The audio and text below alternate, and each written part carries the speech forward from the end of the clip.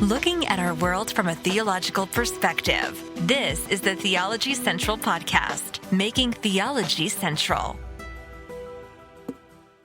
Good afternoon, everyone. It is Thursday, September the 15th, 2022. It is currently 3:09 p.m. Central Time, and I'm coming to you live from the Theology Central studio located right here in Abilene, Texas. And I have to apologize. I've got to adjust the microphone. There we go. All right, I think that's a little bit better. The microphone had dropped, and the face of the microphone had dropped, and I was like talking over it. So I think that's a little bit better. So let's try that again. Good afternoon, everyone. Welcome, everyone. It is Thursday, September the 15th, 2022. It is currently 3:10 p.m. Central Time, and I'm coming to you live from the Theology Central studio located right here in Abilene, Texas.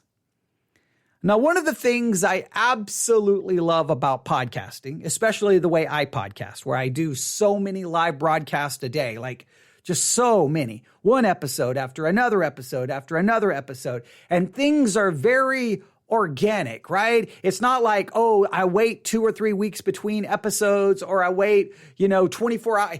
No, I can go live at any time, and they're always developing. Everything's happening in real time, right? So many times I come up here and turn on the microphone because of something that I just saw, something I just heard, something that I'm reacting to in real time.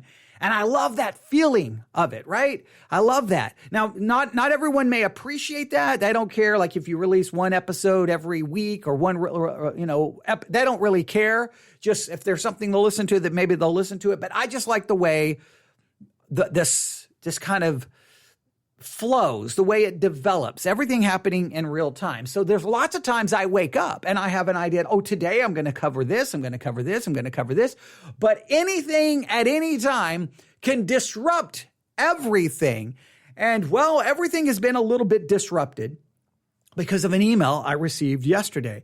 And I'm absolutely fascinated that we got the email. Like I'm still sitting here going, wait, they found our podcast? Wait, they heard about what I said? How did that happen? Because, look, on one hand, I can look at numbers, right? I can look at the numbers of a podcast, and they're just numbers. There's no names attached to those numbers. There's no faces. I can say, oh, look, we are in the top 10% of all podcasts globally, right? That's not theology podcasts. Top 10% of all podcasts. That places us above 2 million. I can look up the exact number. We're above like 2 million other different podcasts. That's pretty awesome. That's pretty cool. But it's still so meaningless. It's just a number. It's just a percentage. What does it really mean? It doesn't mean anything until people email me, right? Until people contact me, because now I have a name, I have a reaction. I have either they like it, they hate it, they disagree, they're upset by it. So at least now it becomes something more tangible. It doesn't become something so vague. So I love when I get the emails, and I've always said the emails really determine a lot of times the direction the podcast is going to go for that particular day or for the next 24 hours, 48 hours, whatever it may be, because one email can take us down a path that, well, how did we end up here? Well, it all started with an email. And so I do love that. And well, yesterday afternoon, I received an email that is going to change the direction of this podcast, at least for the foreseeable future, at least for some of the broadcasts. I'm still going to be covering and working on all the other series, but our attention is going to be turned back to something I first mentioned on September the 1st, 2022. I spent 1 hour, 6 minutes, and 5 seconds talking about the Frankfurt Declaration. The Frankfurt Declaration. Now, when I initially did the first broadcast, I really thought it was going to spark a lot of controversy, a lot of opinions, either pro or against. And I did see that on certain areas of social media, there was a little bit of buzz about the Frankfurt Declaration, but it seems that it was there and it was gone. Like, it was just like a strong wind, and it was just gone 5 minutes later, and everybody just seemed to move on. And based off the numbers of downloads, based on the number of streams, based on the number of emails, most people were not that worried, interested, or cared less about the Frankfurt Declaration. And that raises a question in my mind, okay? And you may be thinking, well, based on that, why are you talking about it again? Well, it goes to the email I received yesterday, but we'll talk about the email in a minute. Here's my thought.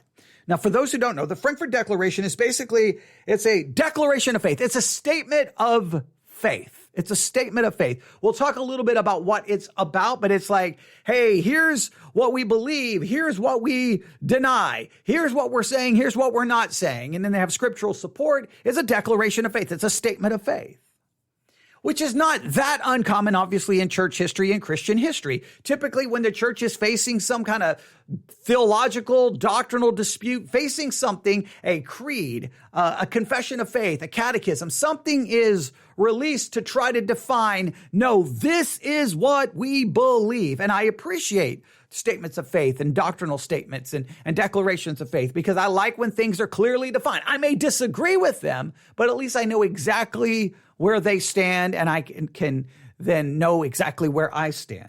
But maybe I'm still trying to figure out why the Frankfurt Declaration didn't really seem to, I don't know, spark as much conversation as I thought. Maybe I'm missing something. Maybe there's a lot of conversation going on in some circles that I'm not seeing. And I asked everyone, if you see lots of discussion about it, email me and let me know. I think I've only received 1 or 2 emails like, hey, this person talked about it. And I'm like, that's it, really? So maybe there's more and people are just not emailing me. But if you see and hear, like, post about the Frankfurt Declaration, people in your church talking about it, let me know. Now, one of the reasons it got the initial buzz is the Frankfurt Declaration was signed. Like, they put out the Frankfurt Declaration, and then they had people, anyone could sign to show their support for it, that they wanted to, like, no, they're attaching their name to it. You had 2 big names that got lots of attention: Dr. John MacArthur and Dr. James White. This created a little bit of buzz, at least maybe more so in, say, the Reform circles. I mean, I hold to Reform theology, so maybe more in those circles. But for the most part, again, it just did not much happen. So here's my question. Do you think in 2022, as far as the church at large is concerned, a statement of faith, a declaration of faith, a doctrinal statement being released and signed by prominent, well-known Bible teachers and pastors, do you think it's really now kind of just like, whatever? Yeah, whatever. We've seen that before. Who cares? They got their statement of faith. I agree. I disagree. Whatever. It's not binding. Doesn't mean anything. I could care less. Do you think we've kind of reached a point that, for the most part, doctrinal statements, doctrinal declarations don't really mean much within the evangelical world? I don't know. I'm not trying to read too much into it, but I just find the response has been somewhat interesting, just because it did not generate what I thought it was. Now, sometimes I'm way off on what I think a podcast episode will generate. I think, oh, wow, we're going to get about this many numbers. And then sometimes I'm like, what? That was it? And then sometimes I'm like, oh, well, this is not going to do much. And I'm like, whoa, what just happened? So you never know how things are going to go. I'm just curious if the lack of real buzz and conversation and discussion about it, I wonder if that's demonstrates something within the evangelical world today. I could be wrong. You can give me your thoughts about that. But let's remind ourselves of the Frankfurt Declaration, all right? The Frankfurt Declaration, I've got to pull up the document. If you go to frankfurtdeclaration.com, that's frankfurtdeclaration.com, FRANKFURT, and then, of course, the word declaration.com, frankfurtdeclaration.com. You can look at the document for yourself. You can look at this statement of faith for yourself. And I would definitely challenge you to look at it. I would definitely challenge you to read it. I would definitely challenge you to discuss it in your Sunday school. I would definitely challenge you to discuss it in your church from the pulpit, because it's a statement of faith that deals with issues that are very much relevant, and lots of Christians have different opinions about them. So I think there should be a lively discussion, even if when you're done, you reject the Frankfurt Declaration, like you're like completely reject every word of it. but if it helps better formulate your own thinking in regards to these topics. That's the way I look at all statements of faith, right? I can take the statements of faith from the Assemblies of God. I disagree with so much, but you know what? If I talk about it, if I teach through their statement of faith, it makes me better clarify and define and refine what I believe so that I can speak clearly to it. So no matter what the declaration of faith is, it's always positive to look at it and consider it. So spend some time looking at the Frankfurt Declaration, because we are going to probably begin a series now where we're going to work through the Frankfurt Declaration. And I'll create a series for the Church One app. So if you go to church, or if you go to any of your app stores, Apple, Google, type in Church One, Church O-N-E, download the Church One app, Church O-N-E. Once you download the app, simply search for Theology Central, boom, choose us as your chosen broadcaster, and the Church One app becomes the Theology Central app. And then you have all of our series. You can be notified every time we go live on the air. You can be notified every time we add a new sermon. It's a very easy to use app, and it allows us to, on most podcasting apps, our podcast, like if you try to go back and find the episode for September the 1st, I don't know how far you're going to have to scroll down because we release so many episodes. But on the Church One app, you can just go, wait, it's right there, the Frankfurt Declaration. It's its own series. And it will be its own series with its own artwork. And I will have that ready to go probably by 5 p.m. Central Time tonight. Someone's already created the artwork for me. I just have to go in and create everything for the series. And we're going to be working through the declaration itself and trying to help us figure out what we should think about it. And really, it's not even so much about what I should think about the Frankfurt Declaration. I'm looking at it, what should we think about each one of these topics? It doesn't ultimately matter what they say about it.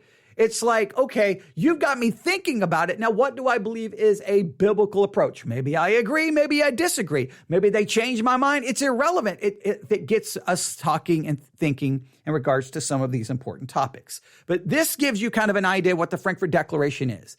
Here is how it's on the when you go to the page, frankfurtdeclaration.com.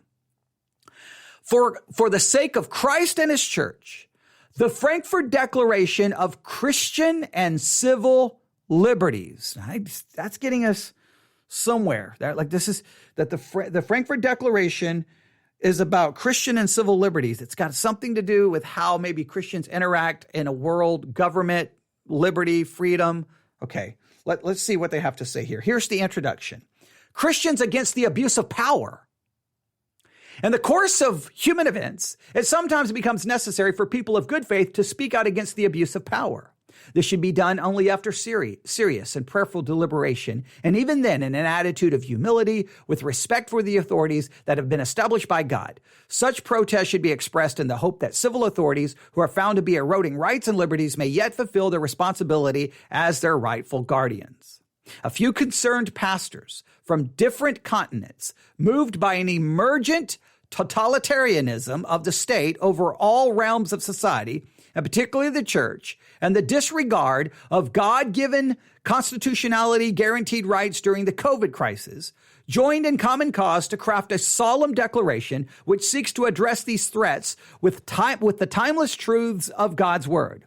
The following affirmations and denials, derived from biblical principles, were put forth for consideration by all Christians and relevant authorities, and the hope that this document will give light and strength to faithful witnesses to Jesus Christ in our day. So basically, they believe the world is kind of moving towards a totalitarianism where they're trying to, basically the state is trying to be over all realms of society, particularly the church, and they're disregarding their God-given, they're disregarding the churches and I guess people's God-given constitutionally guaranteed rights, especially during the COVID crisis. All right, so we got a little bit of COVID. You got this idea of totalitarianism, losing religious liberty, and all of these types of concepts. So you can kind of see which direction they are going. Now, you know that I believe the church has been so politically hijacked, it's not even funny.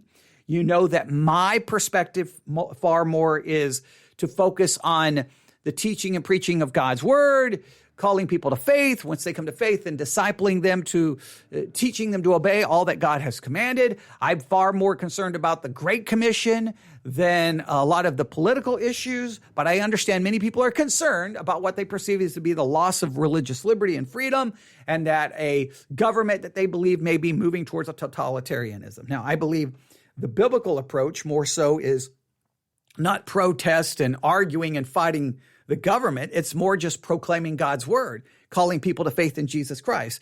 So maybe I have a little bit of a different focus, but these are relevant issues in our time, right? And I don't believe situation's going to get better. I believe it's going to get worse, not only in the culture, within the church. So it's always important to try to figure out exactly what the Bible tells us to do and what it never mentions. I think sometimes in some of these issues, what the Bible never mentions or what the Bible never points us to is just as important as what it says, because there's a lot of things it doesn't say that I hear a lot of people saying, we need to do this and do that. And I'm like, I don't see that anywhere in the Bible. So if we're just going to start adding things we're supposed to do that's not in scripture, that could be problematic. I'm not saying that's what they do. I'm just saying these are always my concerns when these issues are put forth. So I did an hour and 6 minutes talking about the Frankfurt Declaration, and I utilize what I did that day. I literally went live less than an hour after someone sent me the Frankfurt Declaration. And so I just went on Google and found the very first news article from a Christian source, or a so-called Christian source. And this time it was the Baptist News something. And I'm like, okay, so that article was very, very, very, very, very, very, very, very hostile, snarky, sarcastic, and did not like the Frankfurt Declaration. But I wanted at least to let that perspective be heard. I raised lots of questions and said, based off response, maybe we'll start a series working on the Frankfurt Declaration. Next thing I know, I got this series to work on, and because the responses were few and far between, I didn't think it was of that. I was like, maybe I will get back around to it at some point. Well, yesterday, I got the following email. Now, I'm not going to read every single word, but we are going to work through parts of the email because I think it's so important that this person took the time to email me. Here is the email I received yesterday. I just found your podcast and want to thank you for bringing attention to the Frankfurt Declaration. All right. Now, I figured when I first read the first line, I'm like, okay. There's someone out there who appreciates it. I'm assuming they think that it's a good thing. It's a wonderful thing. And they're just glad that I brought it up. And then I was waiting for, if they're thankful I brought attention to it, maybe they like it. And now they're going to correct me on all the things they think I got wrong. Or maybe they're grateful I brought attention to it because they don't like it and they were appreciative of any criticism I seem to offer to it. Now, I apologize. I had a cough right there. So I didn't know exactly what to expect, but I was like, okay, at least someone listened to it. So let's see what they have to say. So this is how the rest of the email goes, or not all of it. Here's the next part. I just found your podcast and want to thank you for bringing attention to the Frankfurt Declaration. I am one of the 3 co-authors of the Declaration. And I was like, wait, what? One of the co-authors of the Frankfurt Declaration heard my podcast? Again, what did I say? Numbers don't mean anything to me. When someone responds to you, then you kind of realize, wait a minute, people are out there listening and they do find us. So I was immediately like, whoa, then immediately I stopped reading and I was like, oh no. What did I say? I mean, I've done hours and hours of live broadcasting since then. So I'm like, I wonder if I said something offensive. I wonder if this person's mad. They're getting ready to ask me to delete the episode. Oh, no. I don't want any drama. Oh, no. And I was like, man, why did I mention? And then I was like, but I'm like, okay, let me finish reading this. So again, I just found your podcast. Want to thank you for bringing attention to the Frankfurt Declaration. I'm one of the 3 co-authors of the Declaration. I'm an American missionary pastor in France. The 2 other co-authors are a German pastor in Frankfurt, Germany, and a pastor in South Africa. We spent a year and a half preparing the Declaration and sought input from others around the world. Now, a couple of things let's just get out of the way. whatever I read in this email, I got this one and I got a second one. Because once I got this one, I immediately emailed them back, said thank you, and asked if I could use their email in talking about it on the air. But because I did not, if they didn't want me to mention it, then I would not going to mention the email in any way, shape, or form. So I got permission. That's why I'm talking about it right now. But I want to make something very, very, very, very, very, very, very clear.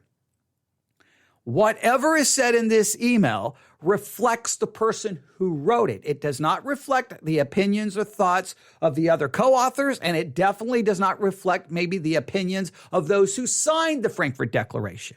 So anything that I interact with here is simply this one of the co-authors, as his exact words. He's one of the 3 co-authors of the Declaration. This does not reflect on anything other than this one individual, not on the 2 other co-authors, not on anyone who signed the document. So I don't want anyone to say, oh, everyone associated with the Frankfurt Declaration said this. No, this just refers to one individual who emailed me and was kind enough to grant me permission to at least interact with this email. And here's the reason I'm going to interact with the email. Listen carefully.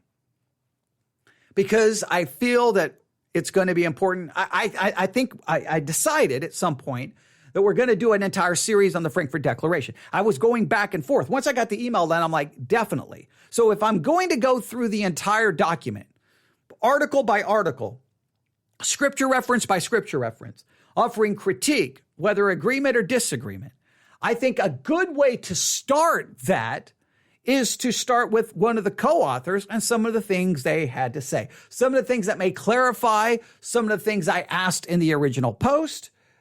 Maybe it will answer questions that are already out there floating around in podcast land. Maybe it will add some clarification, because the one thing you want to do when you get ready, whenever I do the same thing when I review sermons, right? We don't review sound bites. We review the entire sermon. Right? Because I don't want a pastor's words to ever be taken out of context. So if we're going to look at the Frankfurt Declaration, a little bit of context from one of its co-authors gives us maybe changes our perspective as we go into it. We have somewhat of maybe it's not just here are words on a page, but they do reflect there's human beings behind it. And so I hope that this will provide some kind of clarification. They spent 1.5 years preparing the declaration and sought input from others around the world. So that's good. 3 authors, basically. 3, co-authors, however you would like to put it. We'll say 3 authors. And they sought input from people around the world. That's awesome. That's awesome. Multitude of counselors. There's safety. So that's really good to hear. They go on to say, we do plan to put the date on the website. Now, the reason I said this, when I got sent the Frankfurt Declaration, and I went to it live on the air, I was like, when was this thing signed? When was this thing written? I need a date, because I didn't know if am I reading something that's a year old? Am I reading something 6 months old, 6 months old, 6 minutes old? So I was raising lots of questions, because I'm like, I'm live on the air, because I just thought immediately when I went to the website, it'd be like, boom, signed on this date, but I had nothing. But this is what they say. We plan to put the date on the website. We'd already made that decision before I heard your podcast, but it may take a few days to make the change. It was at the end of August 2022 that the German pastor and our group presented the declaration to a pastor's conference in Frankfurt. That's why we decided to call it the Frankfurt Declaration. Okay. That makes sense, because there was another Frankfurt Declaration that was the 50s, 60s, and I think it was about for socialism. So they're like, why did they choose that name? That makes perfect sense. There's no grand conspiracy. There's no they presented it at a pastor's conference in Frankfurt, and that's why they decided to call that. So that takes away any were they not aware? No, it's simple. That's where they were. I would love if that. I don't know how it was presented to the pastor's conference. Don't know if it was done in a keynote address. If there's audio from that conference, I would love to have that so we could review the audio of exactly what was said, because that would provide more context. I think the more context we have, the more fair we can be and working through the Frankfurt Declaration. So this is just so awesome that one of the authors actually reached out to me so that when we talk about it, we can do so as fairly as possible. Now, look, I still may disagree, all right? So, but at least I will understand maybe the heart and the motivation behind it. So, because it's always easy when you read something, well, we're all guilty of this. We can judge motives, right? We can judge, and I don't want to do that. I want to make sure that we're as fair and that we can be as well as we do this. And hopefully it's going to be helpful to everyone. Just before we went live with the website, we are aware not only of the 1951. I was at the pastors' conference where they decided to call it the Frankfurt Declaration, and this is where it was presented just before we went live with the website. We are aware not only of the 1951 Frankfurt Declaration on socialism, but also of several other Frankfurt Declarations going back to at least 1813. All right, so that's interesting. So there's multiple ones. Now, there's a couple of times in this email he makes a reference to the article that I referenced in my first broadcast, but this is not, I'm not going to read anything he says in regards to that, because this is not designed to try to be a refutation or an argument against that original article. He was not writing to me in any way, shape, or form to say, hey, here's all the reasons that article was wrong. It didn't come across that way. It was more like, hey, here's some information to help you understand better. And I really appreciate that because I was just simply using the first news article I came across. That's what I was doing. And just in a real-time, live on the air reaction to everything. So I'm glad that instead of like, wait, you quoted this article and this article is wrong for these 50 reasons, it's more like, hey, thank you for bringing attention to it. Here's some information about some of the things you raised and some of the issues you raised. I really appreciate that because he could have been very defensive. Like, why did you use an article that was so, sarcastic and attacking us? This is not coming across defensive at all. It's coming across like, hey, here's some information that may provide further context. I really appreciate that. That's really awesome and a very kind of a godly approach, and I really appreciate that. Okay. Let me see here. Again, he says some things about the article. This is interesting. The declaration is not a Calvinist declaration. While the German and South African pastors are both Calvinist Baptist, the person writing me is a Wesleyan Arminian. All right. So it's not so in other words, if you hate Calvinism, the Frankfurt Declaration is not a Calvinistic declaration of faith. I think it would be safe to say, if you're Calvinist, you can't be upset and say, oh, it's a Wesleyan Arminian one. It seems like that Calvinism, Arminianism is not the focal point in this document. So that's not the issue.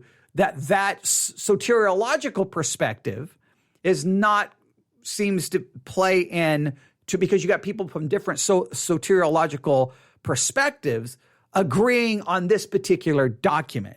So their soteriology doesn't seem to impact, or this document is not trying to say anything in regards to soteriology. So you can't call it a Calvinistic doctrine because one of the authors is Wesleyan Arminian. All right.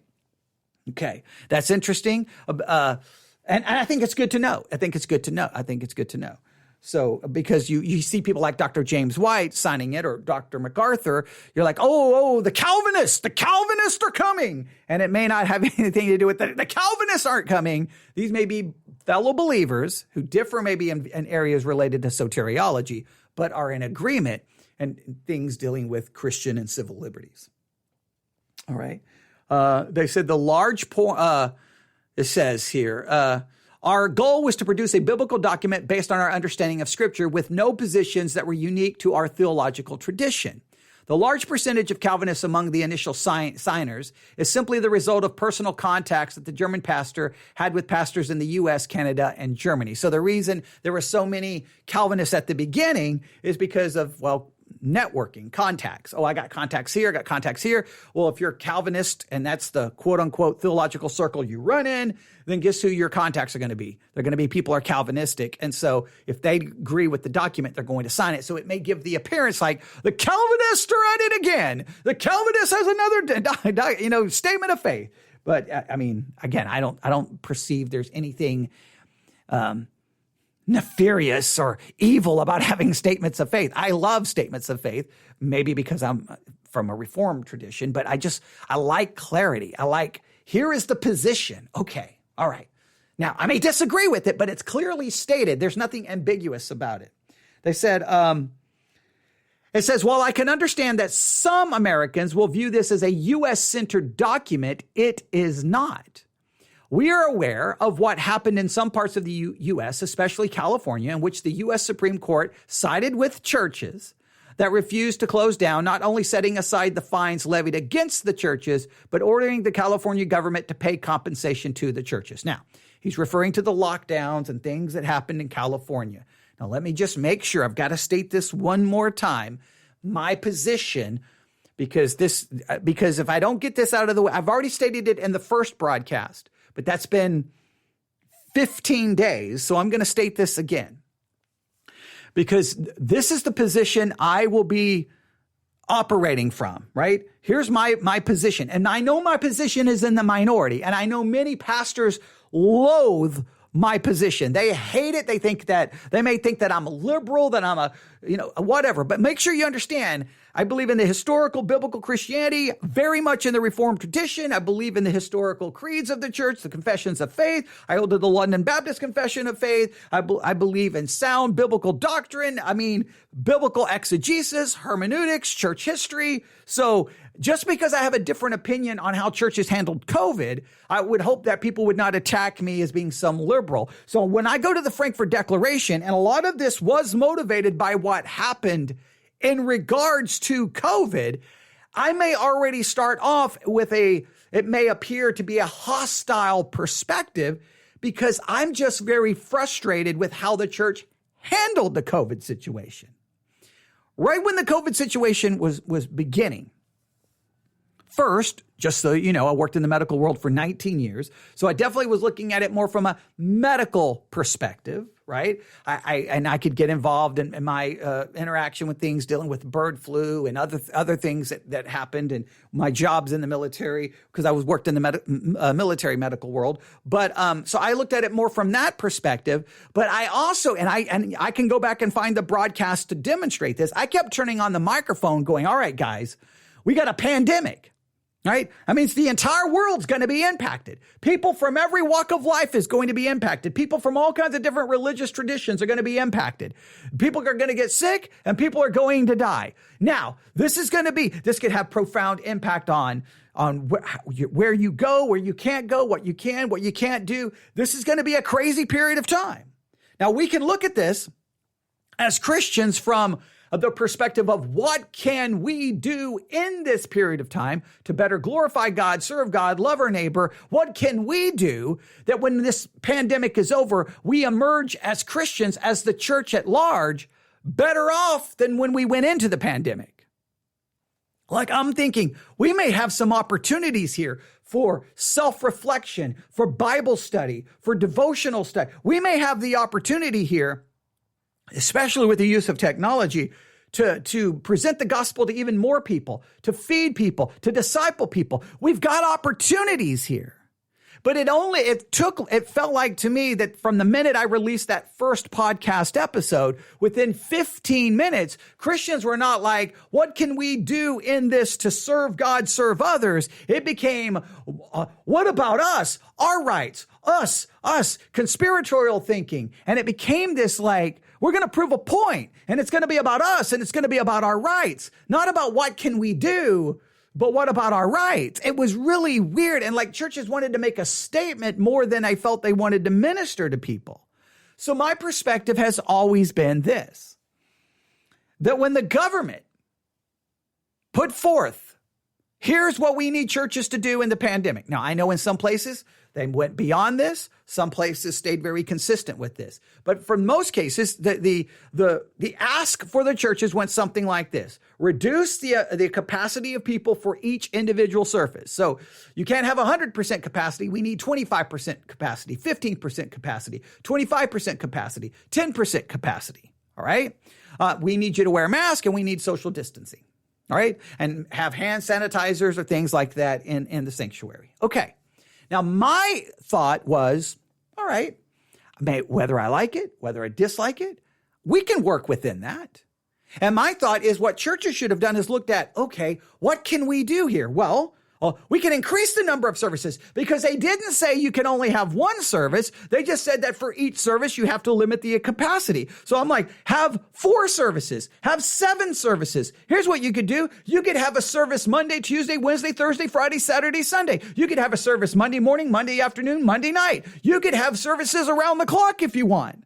Like operate within it. Just be creative and minister to people. Not only that, I was like, pastors could be sitting in their office, turning on microphones, doing live broadcasts saying, we're going to go through the Heidelberg Catechism. We're going to go through the London Baptist Confession of Faith. We're going to do verse by verse through this book. And then just people all around who are in lockdown, maybe working at home, could just turn on the internet and listen to sermons and Bible studies. And that we could be like, it could be a massive time of spiritual growth.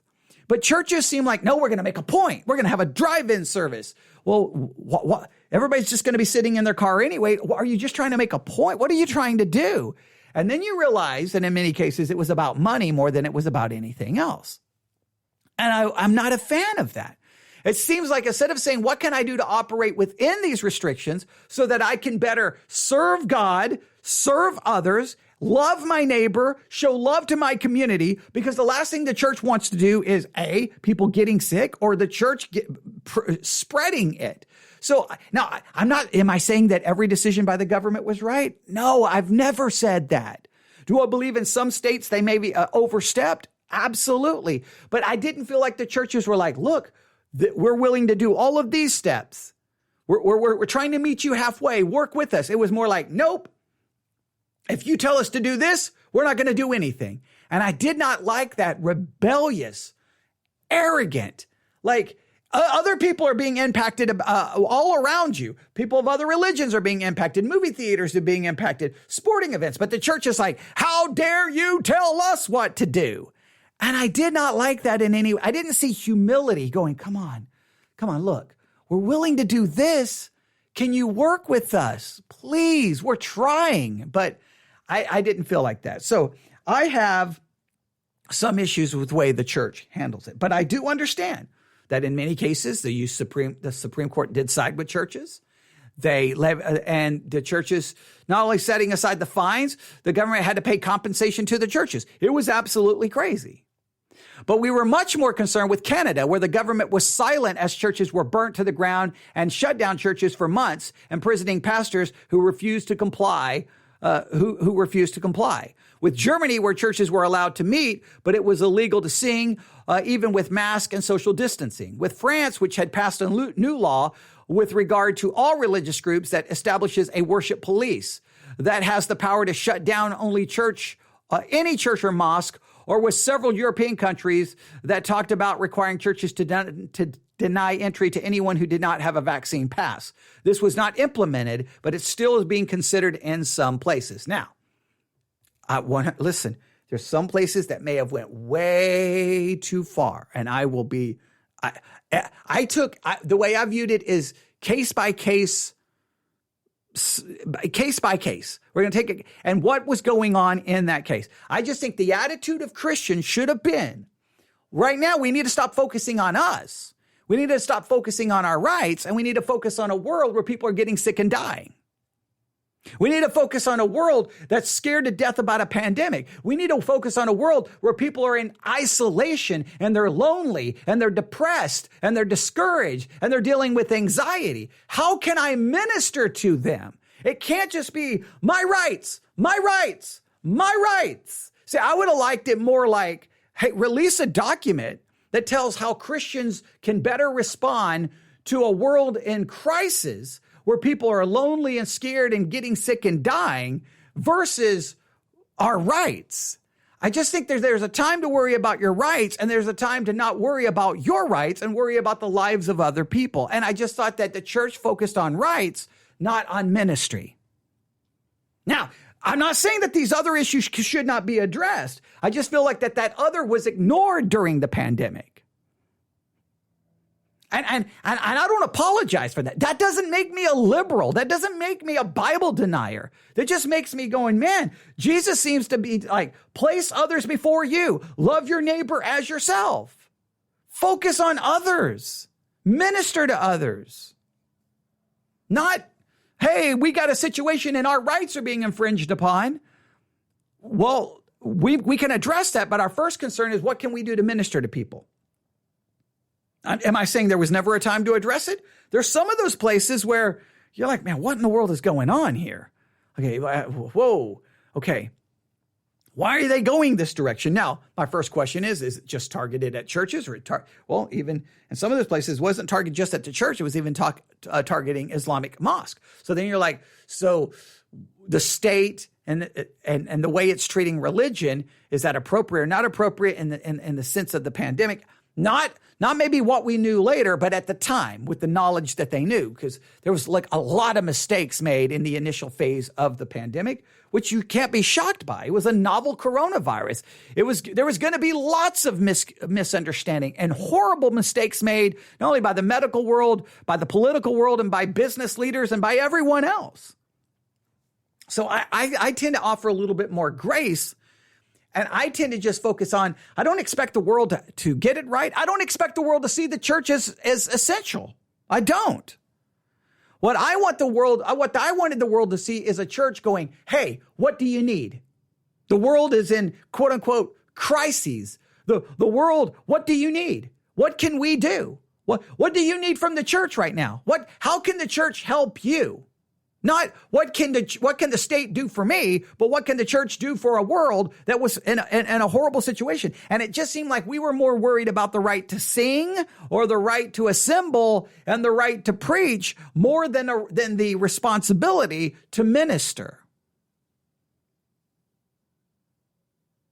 So I just think there has to be balance to this. But they go on to say, in Article 5, we do state that no government has authority over the church to regulate any of its affairs and matters of faith and practice.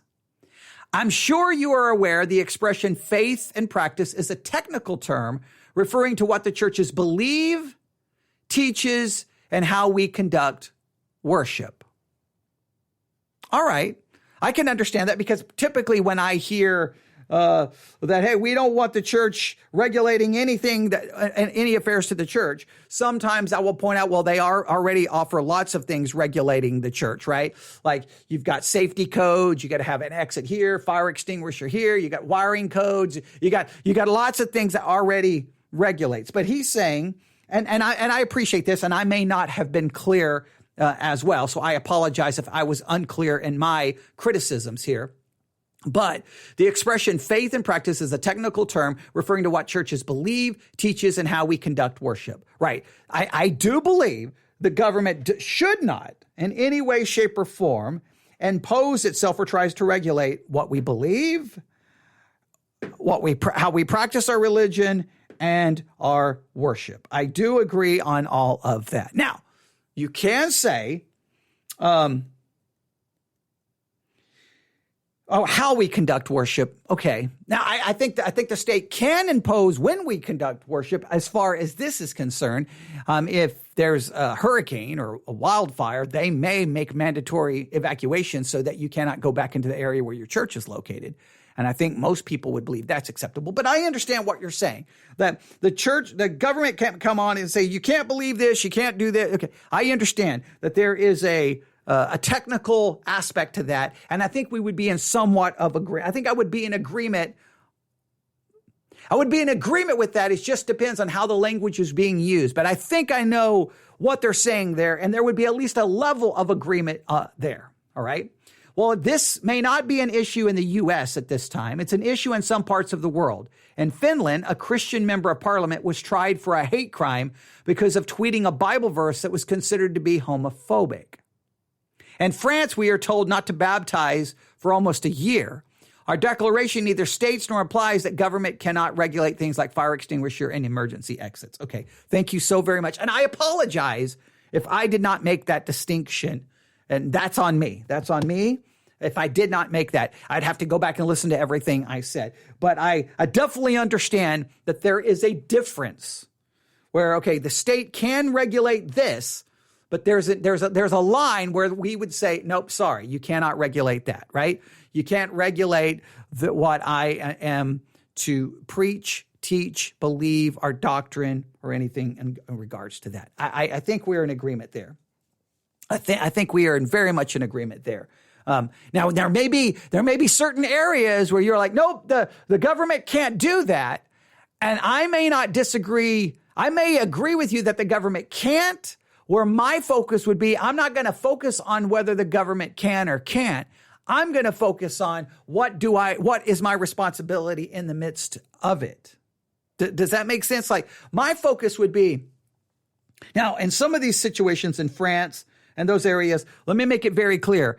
I by no means am I speaking for the most part on what's going on in other countries, because by no means have not experienced it, and I'm not that aware of all of those. I'm speaking more about America, where sometimes we treat everything as that we're being persecuted, when in some cases, as you see, we have freedom all over the place. But yeah, there are some places where, yeah, the government seems to be really trying to impose itself on religion of all kinds, and that is concerning. That I would agree with. I think sometimes in the United States, we act like they're imposing when I don't really think it's the imposition that we think that it is, but it could always go that direction. So I think we would be in agreement that there's a line where the state can go and there's a line the state cannot cross. Now, when the state gets close to crossing that line or cross that line, what do we do? And that we would be interesting to see the different approaches.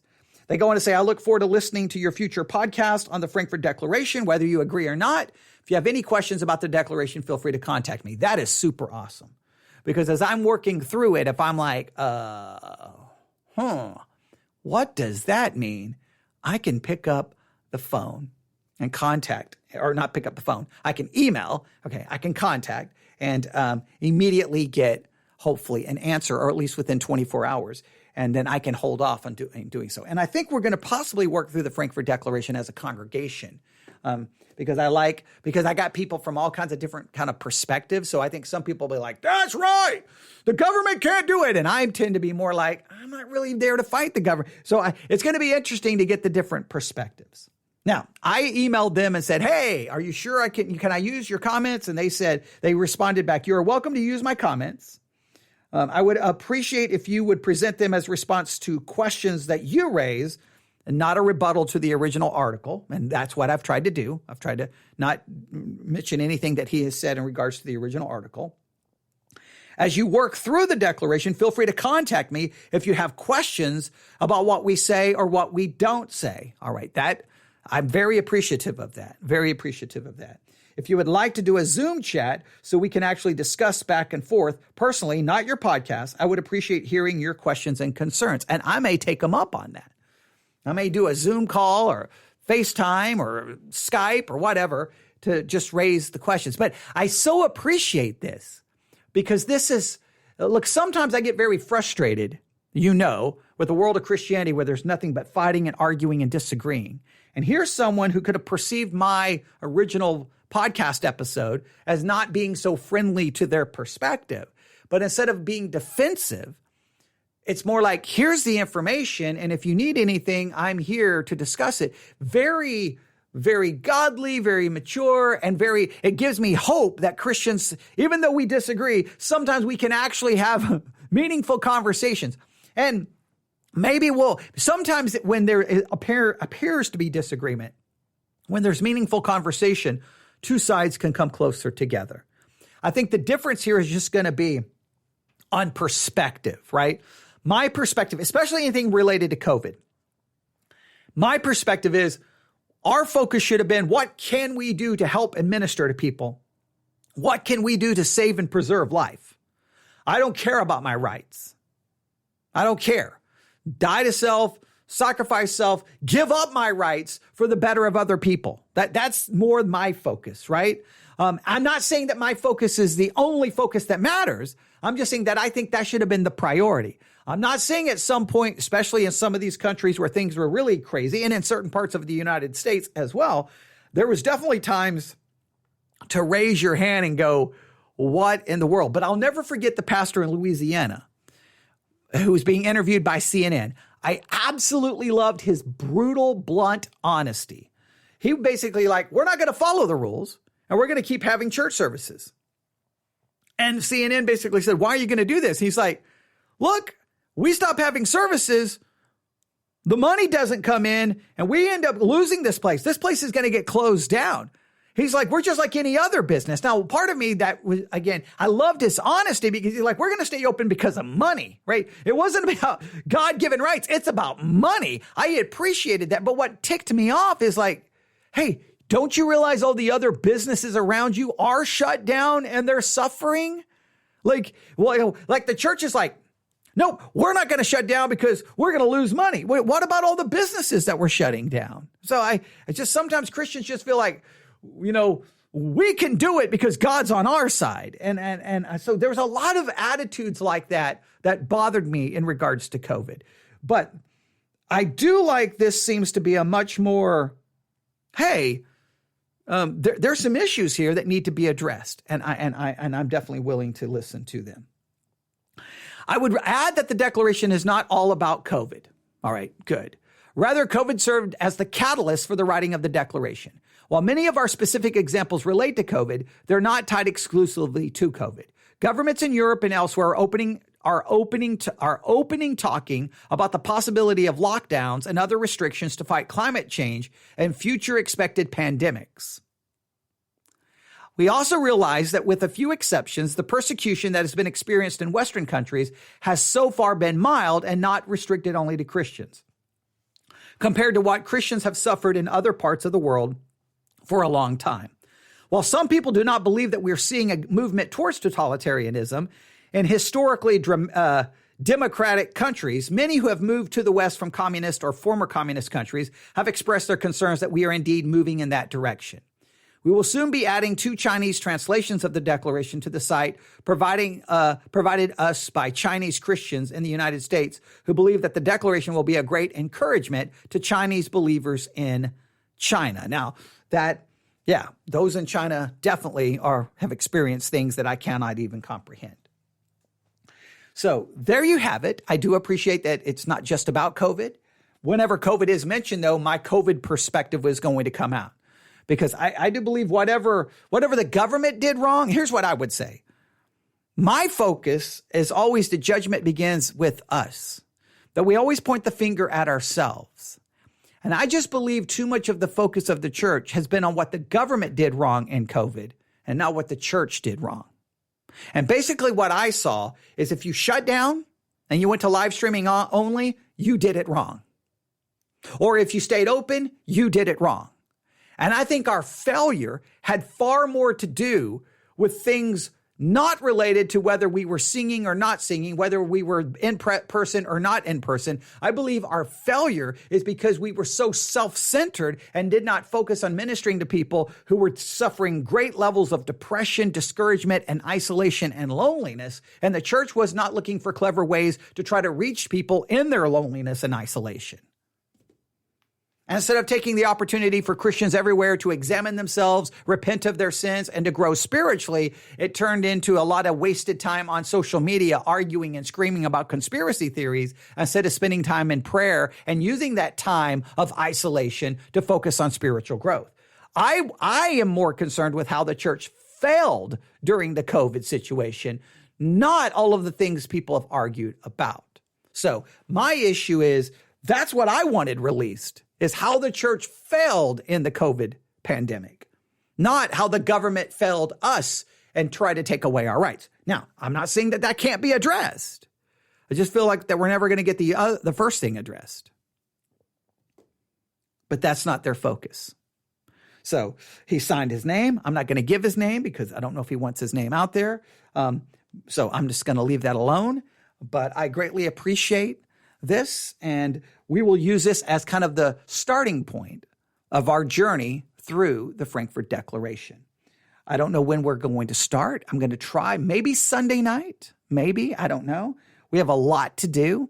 We still are in Romans 10 for our Roman series. We're still in Jude and our Jude series. We still got Mark 2:36 to complete. We still got the book of Amos. We've got so many series going on, enemies within the church, all the different series we have going on, what youth need to be taught in 20. I mean, we have so many series, but we will make this a high priority to get this started, and we'll start working through it word by word, line by line, and I will definitely do my best to reach out to this person whenever there is confusion or whatever and say, hey, what are we getting wrong here? What are we getting wrong?